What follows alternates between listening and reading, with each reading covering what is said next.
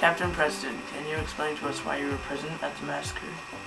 I'm an officer at the 29th Regiment, which, as you know, was assigned to Boston to help enforce the Townsend Acts. I was the officer on guard when there was a great commotion in the square in front of the Customs House, where the King's money was lodged. How would you describe this commotion? Oh, very frightening, very frightening. As I approached the square, I heard them use the most cruel and horrid threats against the troops. About 100 people were gathered at the Custom House surrounding the handful of soldiers posted there. I was told by a townsperson that their intention of the mob was to carry out the soldier from his post and probably murder him. I immediately sent 12 soldiers and an officer to protect the sentry and the King's money. It has been said that your extra soldiers were very violent as they pushed through the crowd, hitting people with their bayonets. Is this true? My soldiers used the force that was necessary to battle the restless crowd. They rushed through the people, charging their bayonets in half circles to keep the crowd at distance. Did you go any closer? Why, yes, to prevent, if possible, any disorder. I feared that the insults and violence of the mob would cause the soldiers to be thrown off their guard and commit some rash act. What kinds of insults were being used? They called out, "Come on, you rascals, you lobster scoundrels! Fire if you dare! Fire! We know you dare not!"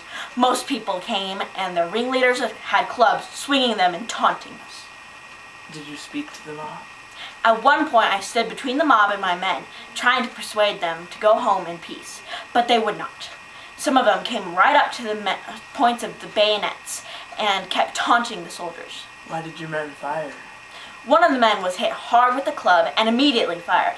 As I turned and asked why he fired without orders, I was hit so hard on the arm, I was not able to use it for some time.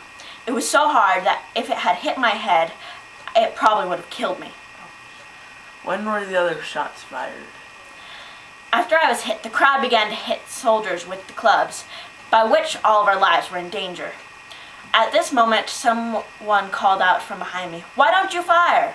Immediately, 3 or 4 of the soldiers fired, and 3 more after that in the confusion and hurry. What did the mob do then?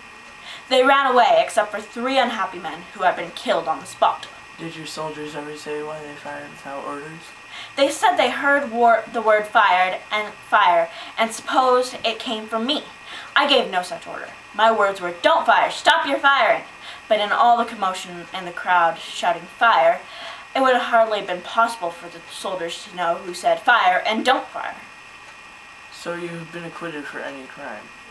What about your soldiers? Our lawyer, John Adams, presented a fair defense for us, and so none of us were accused of murder. 2 of my men were charged of manslaughter. Given the choice of being hanged or branded on their thumbs, they chose branding. I can understand why. Well, that concludes our interview this evening. Thank you, Captain Preston, and good night.